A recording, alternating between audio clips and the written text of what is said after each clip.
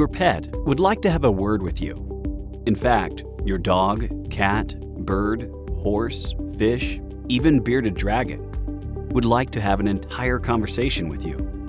But having that trans-species discussion is difficult without an interpreter, or go-between, a specifically skilled individual who's been communicating with our animal friends for more than 3 decades, bridging gaps in understanding, elevating relationships, building peace and harmony among all Earth's creatures. That person is Suzan Vaughn, the Animal Whisperer. In this episode, Conversing with Fleas and Roaches. The Jamesons had tried several remedies to keep the fleas off of their cats. They used collars, combs, shampoos, chemicals, but none of these remedies eradicated the fleas. Mark and Esther, though, were not the kind of couple that unconsciously killed other species like insects, so they wanted a non-violent solution to the flea problem. And with several successful animal communication sessions between us, they thought of me. Could I, the animal whisperer, solve their problem? Could I ask the fleas to leave? And would they?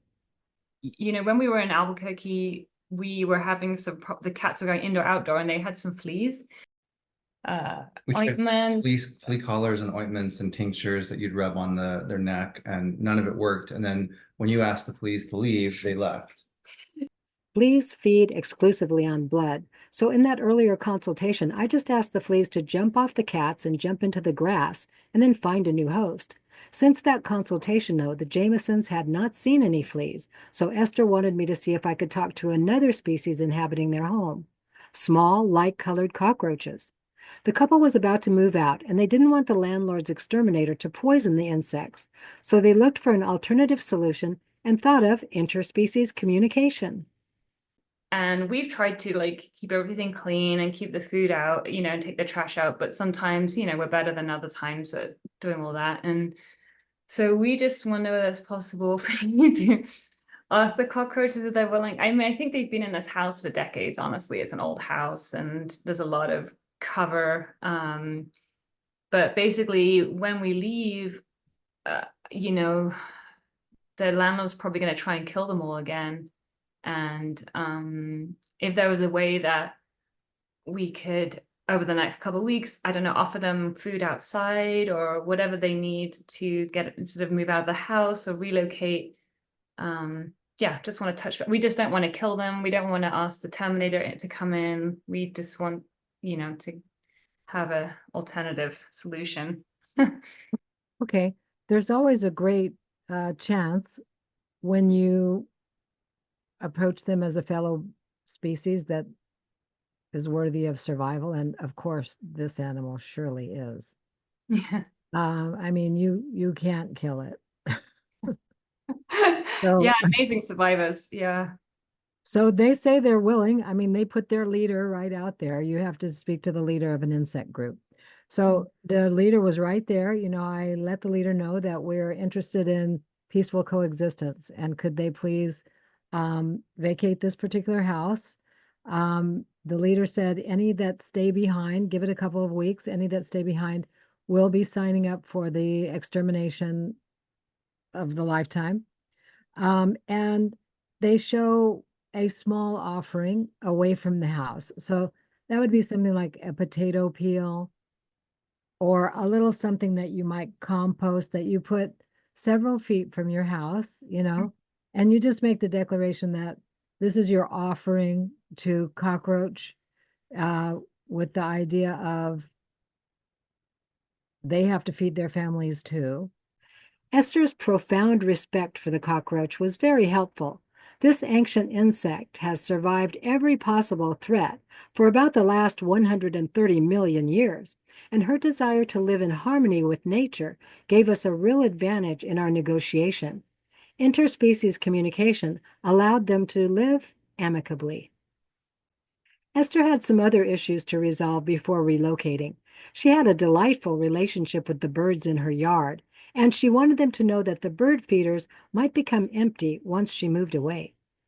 The last thing is just, as I said in the email, we've been feeding a lot of sparrows. Like every day we fill the feeder with seed, and we have some blue jay. We have a couple of blue jays that come and some finches, and we don't know whether the next tenants will do that. And so we just, it goes every day, like within a couple of hours, everyone's around, and we just want them to let them know that, in 2 weeks' time, it's gonna, who knows? And so we just Okay. want them to start to find other food sources.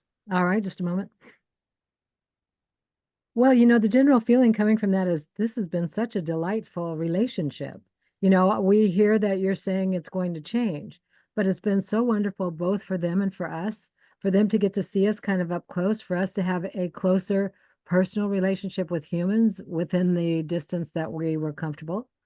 One thing is that Bailey did catch a couple of sparrows, I think, and so I guess we wanted to apologize, although maybe that's none of our business really, but we felt bad about that, so we've tried to scare them away if they're on the ground, and but there's so many of them. I think that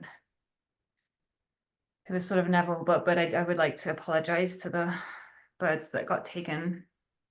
Well, they understand the prey and predator dance, and they certainly don't hold it against the humans. They don't even see humans as even part of the mix. It's the dance they had with that cat, or the cat had with that particular bird. Yeah, well, please pass on our gratitude to the birds. They've really helped beautify our lives and give us a lot of joy too.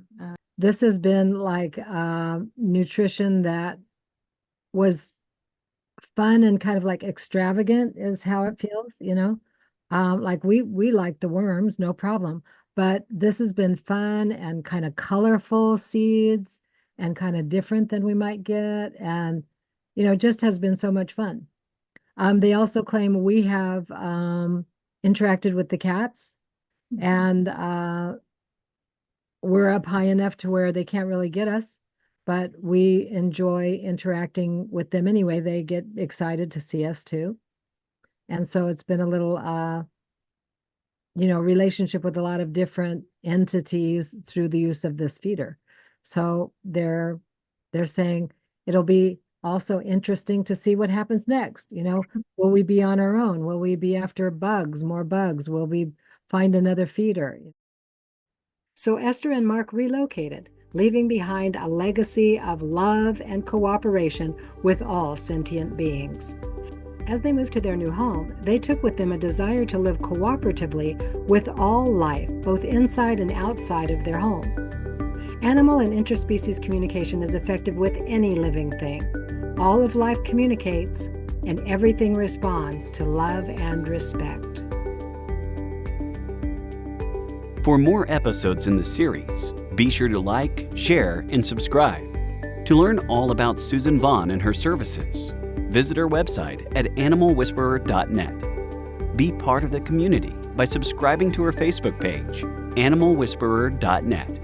Then sign up for Suzan's newsletter to enjoy more of her fascinating animal-human communication stories. So, until next time, join Suzan as she talks to the animals on The Animal Whisperer.